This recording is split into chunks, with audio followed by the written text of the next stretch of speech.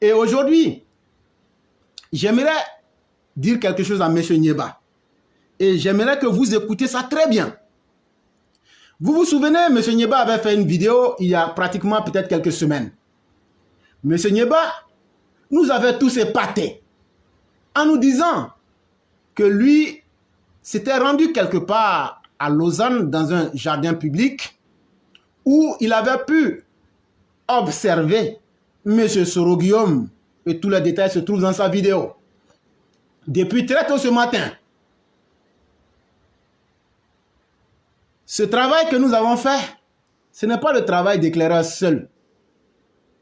On s'est posé une question de savoir, M. Nieba, il y a 3 aéroports en Suisse qui proposent des vols à l'international régulier.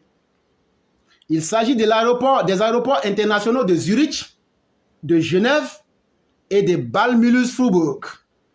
Voilà les 3 aéroports qui proposent des vols internationaux. Monsieur Nieba, à la lumière du compte rendu que vous avez fait dans votre vidéo concernant votre voyage et votre pèlerinage et votre transit, nous avons des questions à vous poser. Comment avez-vous fait pour rejoindre Lausanne, sachant bien que vous étiez en transit de 3 heures du temps? En quittant l'aéroport, je ne sais lequel où vous étiez, la distance entre l'aéroport et Lausanne pose un gros problème. Ça pose un gros problème, M. Nieba. Tu avais un transit de 3 heures du temps. Si tu dis que tu étais dans le jardin public, tu as vu Soro-Guillaume là, on va se demander, c'est en quel moment tu as quitté l'aéroport? Je sais très bien et tu comprendras ma question. Que tu nous dises que tu étais à Mulhouse-Freiburg, que tu nous dises que tu étais à Genève, que tu nous dises que tu étais à Zurich. Mais M. Nieba, il y a un gros problème qui est posé. Parce que si tu as réellement été à Lausanne, il faut nous expliquer combien de temps ça t'a pris pour aller à Lausanne et combien de temps ça t'a pris pour retourner à l'aéroport et être à l'heure pour prendre l'avion, puisque dans tes propos, tu n'as pas raté ton vol.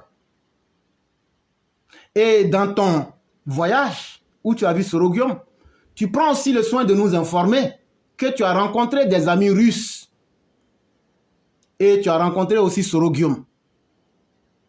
Et tu ne nous dis pas que c'est à l'aéroport. Tu as dit que tu as rencontré Soro-Guillaume et que tu allais observer dans un jardin public.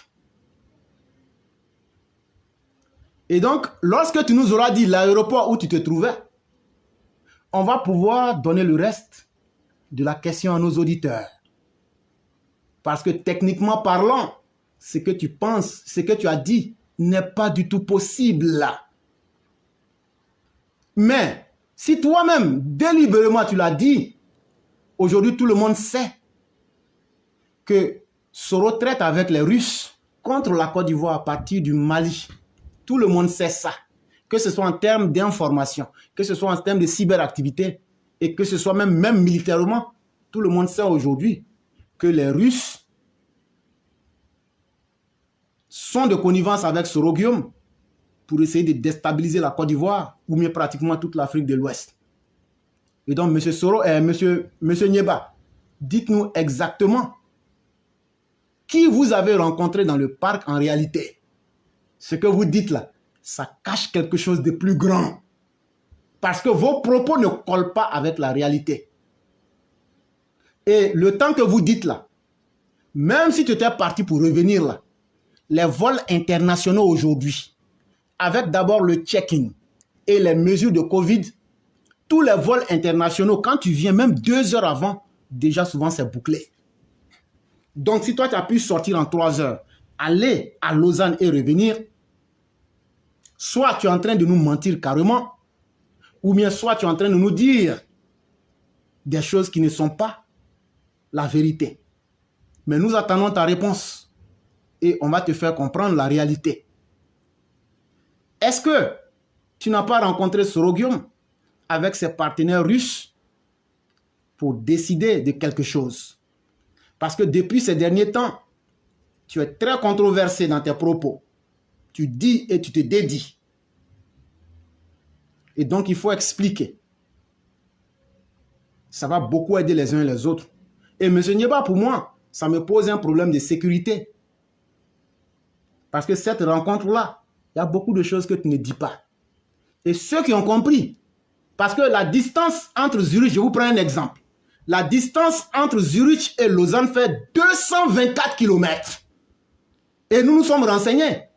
On a demandé. Tout est sur Internet, vous pouvez vérifier. L'aller là, ça fait 2h50. Et le retour fait 2h50. Donc, le voyage aller-retour, on ne prend pas avion. C'est uniquement en voiture et en bus. Comme il dit l'État là, Lausanne là, il n'a qu'à nous expliquer ça. Même si on prend la distance la plus courte entre Genève et Lausanne qui fait 51 km, l'aller va lui faire pratiquement 60 km, ça va lui faire 1 heure. Mais n'oubliez pas qu'il y a les feux tricolores. N'oubliez pas qu'il y a des arrêts. N'oubliez pas qu'il y aura des bouchons.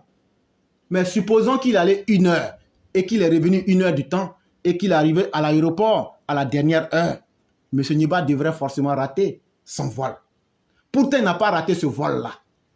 Donc, ça veut dire, M. Nieba, soit vous n'avez pas été à Lausanne, donc vous n'avez pas rencontré Sorogium, ou bien vous avez rencontré, donc en ce moment vous avez menti, ou bien effectivement vous avez rencontré Sorogium avec les membres de son organisation et vous inventez des histoires.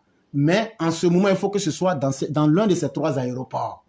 Il faut aussi sortir pour venir clarifier cette situation-là. C'est très important. Et les Yvonnais t'attendent maintenant. Parce que tant que tu n'expliques pas cette situation clairement, moi en tout cas personnellement, je te regarde avec beaucoup d'appréhension et j'espère que lorsque le message tu l'auras saisi, tu vas sortir pour l'expliquer et tout le monde va bien comprendre. Nieba, j'arrête pour ici aujourd'hui. Demain encore, on va continuer.